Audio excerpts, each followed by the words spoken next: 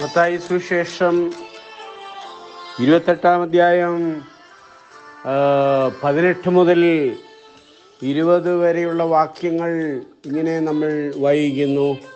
യേശു അടുത്ത് ചെന്ന സ്വർഗത്തിലും ഭൂമിയിലും സകല അധികാരവും എനിക്ക് നൽകപ്പെട്ടിരിക്കുന്നു.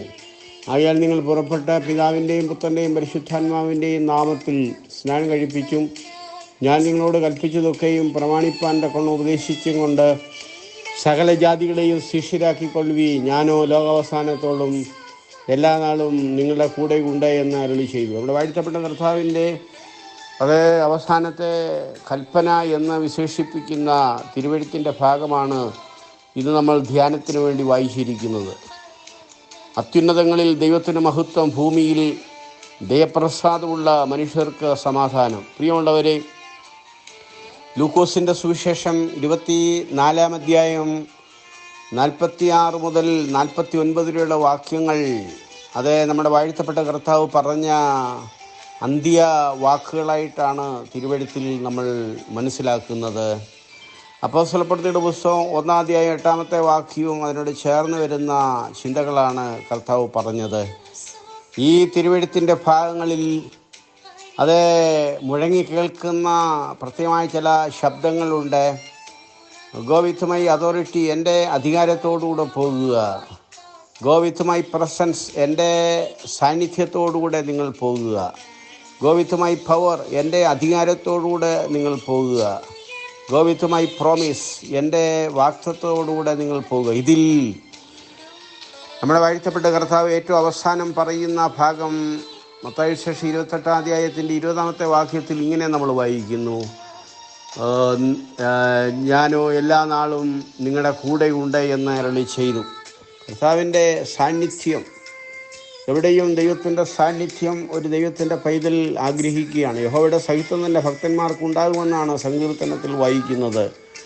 അത് ദൈവം മനുഷ്യൻ്റെ കൂടെ വസിപ്പാൻ തക്കവണ്ണം ദൈവം ആഗ്രഹിക്കുകയാണ്.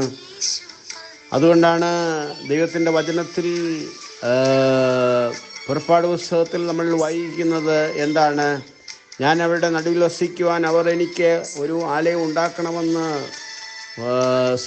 പുറപ്പാട് പുസ്തകം 25-ാം അധ്യായം 8-ാമത്തെ വാക്യത്തിൽ നമ്മൾ വായിക്കുന്നു. ഞാൻ അവരുടെ നടുവിൽ വസിക്കുവാൻ അവർ എനിക്ക് ഒരു ആലയം ഉണ്ടാക്കണം. ദൈവം എപ്പോഴും തൻ്റെ ജനങ്ങളുടെ കൂടെ നടുവിൽ വസിപ്പാൻ തക്കവണ്ണം ആഗ്രഹിക്കുന്നു. ഉൽപ്പത്തി പുസ്തകത്തിൻ്റെ പഠനത്തിൽ നിന്ന് നമുക്കൊരു കാര്യം മനസ്സിലാകുന്നുണ്ട്. യഹോവയായി ദൈവം മനുഷ്യനെ സൃഷ്ടിച്ചതിന് ശേഷമായിട്ട് ദൈവം തൻ്റെ സാന്നിധ്യം എല്ലാ ദിവസവും അത് ഏദൻ തോട്ടത്തിൽ തൻ്റെ സാന്നിധ്യം ആദാമിനും ഹവ്വയ്ക്കും കൊടുക്കുന്ന ഒരു പതിവുണ്ടായിരുന്നു എന്ന് ഉൽപ്പത്തി പുസ്തകത്തിൽ നമ്മൾ വായിക്കുന്നുണ്ട്. എന്താണ് അവിടെ സംഭവിച്ചത്? അവിടെ യഹോവയായ ദൈവം മനുഷ്യൻ്റെ കൂടെ വസിപ്പാൻ, മനുഷ്യൻ്റെ കൂടെ പാർക്കുവാൻ ദൈവം ഇഷ്ടപ്പെടുകയാണ്. മനുഷ്യനെ എന്തുകൊണ്ട് സൃഷ്ടിച്ചു എന്നുള്ള ചോദ്യത്തിൻ്റെ മറുപടി ഈ വിഷയത്തോട് ബന്ധപ്പെട്ട് നമുക്ക് മനസ്സിലാക്കുവാൻ സാധിക്കുന്നത് എന്താണ്? അത് ദൈവം തൻ്റെ ജനങ്ങളുടെ കൂടെ, താൻ സൃഷ്ടിച്ച മനുഷ്യൻ്റെ കൂടെ ദൈവം വസിപ്പാൻ തക്കവണ്ണം ആഗ്രഹിക്കുകയാണ്. പ്രിയമുള്ളവരെ, മത്തായി സുവിശേഷത്തിൽ 18-20 വാക്യത്തിൽ 2-3 പേരുടെ നാമത്തിൽ കൂടി വരുന്നിടത്ത് ഞാൻ അവരുടെ നടുവിൽ ഉണ്ട് എന്ന് കർത്താവ് പറഞ്ഞിട്ടുണ്ട്. വാഗ്ദത്തമാണ്. യോഹന്നാന്റെ സുവിശേഷം 15-8 വാക്യം, നിങ്ങൾ എന്നിലും എൻ്റെ വചനം നിങ്ങളിലും വസിച്ചാൽ നിങ്ങൾ ഇച്ഛിക്കുന്നത് എന്തെങ്കിലും അപേക്ഷിപ്പീൻ, അത് നിങ്ങൾക്ക് കിട്ടുമെന്ന് അവിടെ പറഞ്ഞിരിക്കുന്നു. ദൈവത്തിൻ്റെ സാന്നിധ്യം ആഗ്രഹിക്കുന്ന, ഇഷ്ടപ്പെടുന്ന ഒരു ഭക്തനായിട്ടുള്ളൊരു മനുഷ്യൻ, അവൻ ദൈവത്തിൻ്റെ സാന്നിധ്യം ഉള്ള ഇടം, ദൈവത്തിൻ്റെ സാന്നിധ്യമുള്ള സ്ഥലം എപ്പോഴും അവൻ്റെ മനസ്സിലുള്ള ചിന്തകളായിരിക്കും.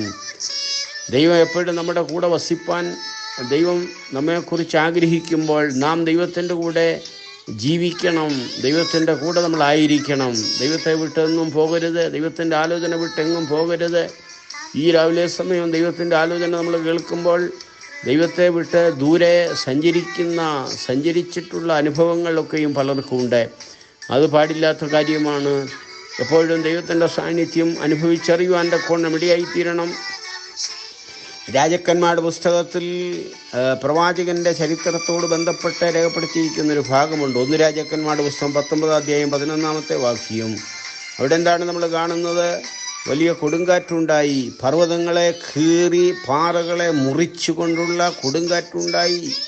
ആ കൊടുങ്കാറ്റിൽ യഹോവയില്ലായിരുന്നു. അതിനുശേഷം ഒരു ഭൂകമ്പമുണ്ടായി, ആ ഭൂകമ്പത്തിലും യഹോവ ഇല്ലായിരുന്നു. അതിനുശേഷം തീയുണ്ടായി, ആ തീയിലും യഹോവ ഇല്ലായിരുന്നു. അതിനുശേഷം ഒരു മൃദുസ്വരം കേട്ടുവെന്ന് രാജാക്കന്മാരുടെ പുസ്തകത്തിൽ 1 രാജാക്കന്മാരുടെ പുസ്തകം 19-11 വാക്യത്തിൽ നമ്മൾ വായിക്കുന്നു.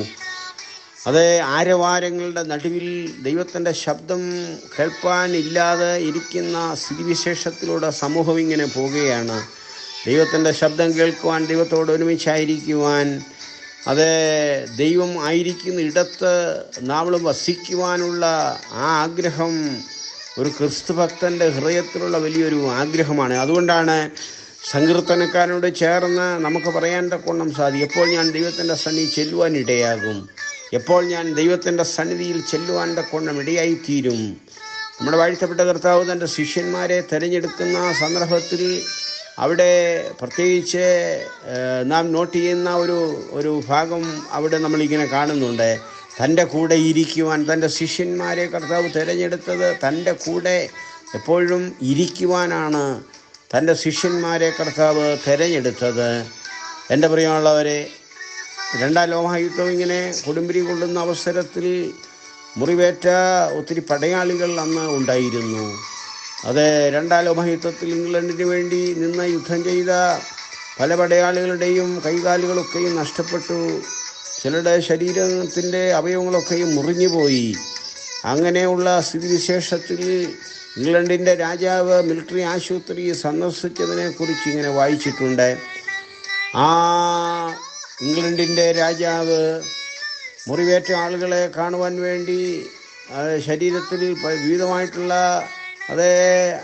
യുദ്ധത്തിൽ കെടുതികൾ വന്ന ആളുകളെ കാണുവാൻ വേണ്ടി രാജാവ് ഇങ്ങനെ ചെല്ലുമ്പോൾ ഓരോരുത്തർ നേരത്തെ മുറിവേറ്റ പടയാളികളിൽ നിന്ന് റിപ്പോർട്ട് സ്വീകരിച്ചിരുന്നു. എന്താണ് രാജാവിൽ നിന്ന് എന്താണ് നിങ്ങൾക്ക് വേണ്ടിയത്? ഓരോ കാര്യങ്ങൾ അഭ്യർത്ഥിച്ചു. എന്നാൽ 2 കാലുകളും മുറിഞ്ഞുപോയ 2 കൈകളും ഇല്ലാതിരുന്ന ഒരു മാംസക്കഷണമായൊരു പട്ടാളക്കാരൻ ഇംഗ്ലണ്ടിന് വേണ്ടി 2ാം ലോകയുദ്ധത്തിൽ ഇംഗ്ലണ്ടിന് വേണ്ടി യുദ്ധം ചെയ്ത ആ പടയാളി മരണത്തോട് മല്ലുപിടിച്ച് ആ മിലിറ്ററി ആശുപത്രിയിൽ ആ കട്ടിലിൽ ഇങ്ങനെ കിടക്കുകയാണ്. ഓരോരുത്തർ രാജാവിൽ നിന്ന് വേണ്ടിയ കാര്യങ്ങളൊക്കെയും ഓരോരുത്തർ അഭ്യർത്ഥിച്ചു. എനിക്ക് ഇന്നത് വേണം, എൻ്റെ ഭവനത്തിൽ പോകണം, എനിക്ക് ഇന്നത് വേണം, ഇന്ന പ്രസൻറ്റ് വേണം, ഇന്ന കാര്യമൊക്കെ വേണം. അങ്ങനെ ഓരോരോ കാര്യങ്ങൾ ഓരോരുത്തരും പറഞ്ഞപ്പോൾ ഈ പടയാളി ആവശ്യപ്പെട്ടത് ഇങ്ങനെയാണ്. ഒരു മാംസപിണ്ഡമായിട്ട് കിടക്കുന്ന രാജ്യത്തിന് വേണ്ടി അധ്വാനിച്ച ഈ പടയാളി, കൈകാലുകൾ നഷ്ടപ്പെട്ട ഈ പടയാളി ഒരു കാര്യം ആവശ്യപ്പെട്ടു. എനിക്ക് ഒന്നും വേണ്ട, രാജാവ് വരുമ്പോൾ എൻ്റെ മുറിയിൽ, എൻ്റെ കട്ടിലിൽ രാജാവ് വന്ന് അല്പസമയം ഒന്ന് ഇരിക്കണം. രാജാവിൻ്റെ സാന്നിധ്യം, രാജാവ് ആ പട്ടാളക്കാരൻ്റെ കട്ടിലിൽ വന്ന് ഒന്ന് ഇരിക്കണമെന്ന് മാത്രമേ താല്പര്യപ്പെടുന്നുള്ളൂ. എൻ്റെ പ്രിയമുള്ളവരെ, ഏത് വിഷമത്തിൻ്റെ അവസരങ്ങളിലും ദൈവത്തിൻ്റെ സാന്നിധ്യം അനുഭവിക്കുന്ന ദൈവമക്കൾക്കായിട്ട് ഞാൻ കർത്താവിന് മഹത്വം അർപ്പിക്കുന്നു. നമ്മൾ ഒരു നിലയിൽ പറഞ്ഞാൽ ഏകത്വം നമ്മുടെ ജീവിതത്തിൻ്റെ പല മണ്ഡലങ്ങളിലും ഏകത്വം അതെ നമ്മൾ അനുഭവിക്കപ്പെടുന്നുണ്ടെങ്കിലും അത് തുരുത്തുകളിൽ, ജീവിതത്തിൻ്റെ തുരുത്തുകളിൽ നമ്മൾ പെടാറുണ്ടെങ്കിലും വാസ്തവത്തിൽ തുരുത്തുകളിൽ ഒരു നിലയിൽ നമ്മൾ പെടുന്നില്ല. ആ തുരുത്തുകളിൽ നമ്മുടെ വാഴ്ത്തപ്പെട്ട കർത്താവ് തൻ്റെ സാന്നിധ്യം ഇടുന്നു എന്ന ദൈവത്തിൻ്റെ വചനത്തിൽ കാണുന്നു. അതേ നമുക്കറിയാം, ഡൊമിഷ്യൻ ചക്രവർത്തിയുടെ കാലത്ത് ദൈവത്തിൻ്റെ ദാസൻ യോഹന്നാൻ അപ്പോസ്തലൻ അതേ എഫെസോസിൽ സഭയുടെ ശുശ്രൂഷകനായിരിക്കുമ്പോൾ വിശ്വാസ സമൂഹം മുഴുവനും അദ്ദേഹത്തിൻ്റെ ചുറ്റുവട്ടമുണ്ടായിരുന്ന പ്രത്യേകമായിട്ടുള്ള സ്ഥിതിവിശേഷത്തിൽ അദ്ദേഹത്തെ പത്മോസ് എന്ന് പറയുന്ന ദ്വീപിലേക്ക് നാടുകടത്തിയെന്ന് നമുക്കെല്ലാവർക്കും അറിയാം. പത്മോസുള്ള ദ്വീപിൽ അദ്ദേഹം അങ്ങനെ ആയിരിക്കുമ്പോൾ അദ്ദേഹത്തിന് കർത്തൃദിവസം വന്നപ്പോൾ ഓർമ്മയിൽ അദ്ദേഹത്തിന് ചില ചിന്തകൾ വന്നു. അതേ വിശുദ്ധ ദിവസം, ആഴ്ചവട്ടത്തിൻ്റെ 1-ാം ദിവസം എല്ലാ ആളുകളുമായിട്ട് ഒരുമിച്ചിരുന്ന് കർത്തമേശ ആചരിക്കുന്നതും വചനം ശുശ്രൂഷിക്കുന്നതും എല്ലാവരും അദ്ദേഹത്തോടെ അടുത്ത് വന്ന് താല്പര്യപൂർവ്വം ഇരിക്കുന്നതും അദ്ദേഹത്തിൽ നിന്ന് കേൾക്കുന്നതുമായിട്ടുള്ള ഓർമ്മകൾ തൻ്റെ മനസ്സിൽ വന്നു. ഇപ്പോൾ താൻ തനിയെയാണ്. അങ്ങനെ തനിയായിരുന്ന അവസരത്തിൽ എന്താണ് അവിടെ സംഭവിച്ചത്? കർത്തൃ ദിവസത്തിൽ യോഹന്നാൻ ആത്മവിശ്വതയിൽ ദൈവത്തെ ആരാധിച്ചു എന്ന് നമ്മൾ പറയുമ്പോൾ അതേ ദൈവപുത്രൻ്റെ ദർശനം ദൈവത്തിൻ്റെ ദാസൻ കാണുവാൻ തക്കവണ്ണം ഇടയായി തീർന്നു. ഇന്ന് ഈ വാക്കുകൾ ഞാൻ ഇവിടെ അവസാനിപ്പിക്കുമ്പോൾ go with the presence, go with my presence എന്ന് പറയുമ്പോൾ അത് ഞാനിങ്ങനെ തിരുത്തി പറയട്ടെ, ലീവ് വിത്ത് മൈ പ്രസൻസ്. ദൈവം നമ്മളോട് പറയുകയാണ്, യേശു നമ്മളോട് പറയുകയാണ്, പരിശുദ്ധാത്മാവ് നമ്മളോട് പറയുകയാണ്, ലീവ് വിത്ത് മൈ പ്രസൻസ്. എൻ്റെ സാന്നിധ്യത്തിൽ ജീവിക്കുക.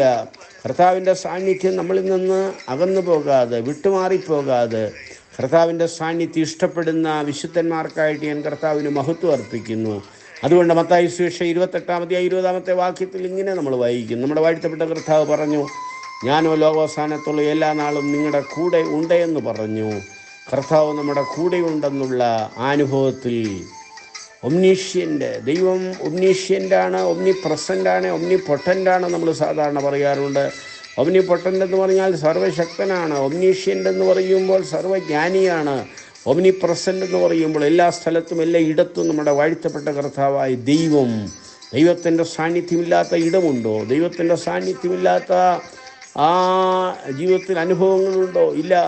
ദൈവത്തിൻ്റെ സാന്നിധ്യം അനുഭവിക്കുന്ന ഒരു ഭക്തനെ ഓർത്ത് ഞാൻ കർത്താവിന് മഹത്വം അർപ്പിക്കുന്നു. അതുകൊണ്ട് നമുക്ക് എല്ലാവർക്കും കർത്താവ് പറഞ്ഞ വചനം നമുക്ക് ഏറ്റുപാടാം. കർത്താവ് ഇങ്ങനെ പറഞ്ഞു, ഞാനോ ലോകാവസാനത്തോളം എല്ലാ നാളും നിങ്ങളുടെ കൂടെയുണ്ട്. ലീവ് വിത്ത് മൈ പ്രസൻസ്, എൻ്റെ സാന്നിധ്യത്തിൽ ജീവിക്കുക എന്ന് ക്രിസ്തു പറയുകയുണ്ടായി. അത്യുന്നതങ്ങളിൽ ദൈവത്തിന് മഹത്വം, ഭൂമിയിൽ ദൈവപ്രസാദമുള്ള മനുഷ്യർക്ക് സമാധാനം. ഈ വചന ചിന്തകളാൽ ദൈവം ഇന്ന് നമ്മെ ധാരാളമായിട്ട് അനുഗ്രഹിക്കുമാറാകട്ടെ. ആമീൻ.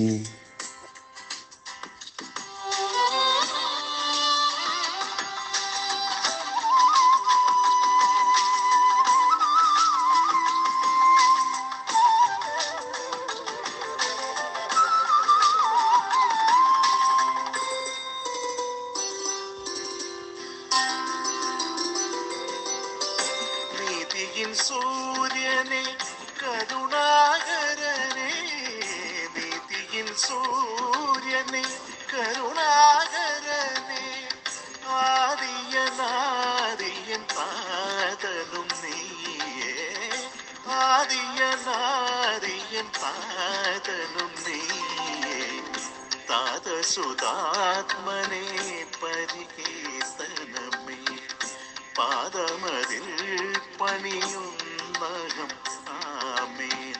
പരമദയാലോ പാദം പാലയ ദേവാ പാദം വന്ദനമേ പരമദയാലോ പാദം വന്ദനമേ പാലയ ദേവാ പാദം വന്ദനമേ പാദാരവിന്ദമേ പരനേഗതിയേ